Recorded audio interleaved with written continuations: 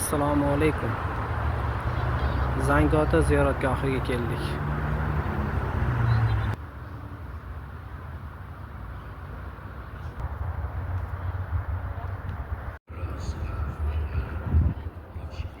Zangiota bobomizning qabrlari joylashgan maqbara. Bu maqbarani Amir Temur qurdirgan. Ikkita peshtoqini Mirzo Ulug'bek qurdirgan.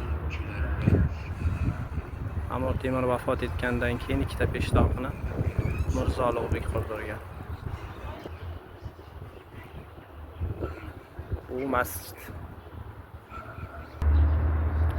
Xo'ja Ahmad Yassaviy tariqatining davomchilaridan hisoblanadilar. Osmonda osilgan oy bo'lma, yerida oquvchi soy bo'lgin. Yomonga ilingan zar bo'lma, yaxshiga to'shalgan joy bo'lgin.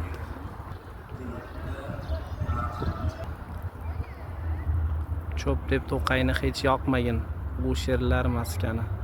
Miskin bechorani qiynama, kamsitma, qalbi Alloh maskani. Ismlari Oyxo'ja ibn Toshxo'ja.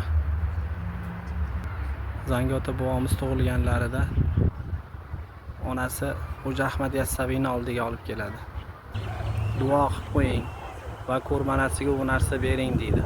Shunda Xo'ja Ahmad Yassaviy duo qiladilar. Menga keladigan yaxshilik avval bunga, keyin menga bo'lsin deb duo qiladilar. Amir Temur Xo'ja Ahmad Yassaviyning Turkistondagi Xo'ja Ahmad Yassaviy qabrlariga ziyorat qilib maqbara qurdirishni buyuradilar. Ustalar ishni boshlashadi. Birinchi kun qurilganlarida ertalab turib qarasa, qurilgan imorat buzib tashlangan bo'ladi. 2-3 kun ketma-ket shu holat davom etadi.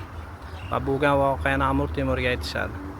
Amir Temur bir tush ko'radi va tushida shu ayon bo'ladiki, avval bir boshqa qabr bor, o'shani ziyorat qilgin va o'sha yerda bir maqbara qurdirgin, keyin bu yerni obod qilasan deydi. Men u qabr qayerda joylashganligini qayerdan bilaman deb so'raganlarida bir tuyani qo'yib yuborsang, o'sha qayerga borib to'xtasa, o'sha joyni obod qilasan deydi. Va u tuya shu yerga kelib to'xtaydi va bo'yni bilan shu tomonni ko'rsatadi. Amir Temur shu yerni obod qiladi. Bu yerni obod qilib maqbara qurdirganlaridan keyin Turkistonda joylashgan o'sha Xo'ja Ahmad Yassaviy qabrlariga maqbara qurdirishni buyuradi. Bundan ko'rinib turibdiki, Zangiota bobomizning onalari Xo'ja Ahmad Yassaviyni oldiga olib kelganlarida Xo'ja Ahmad Yassaviy duo qilgan edi. Menga keladigan yaxshilik avval bunga, keyin menga bo'lsin degandilar. Shu duoning ijobatini ko'rib turibmiz. Zangiota bobomizning ustozlarining ismi Hakimota hisoblanadi. Hakimota vafot etgandan keyin ustozining vasiyatiga ko'ra ustozining xotiniga uylanadi.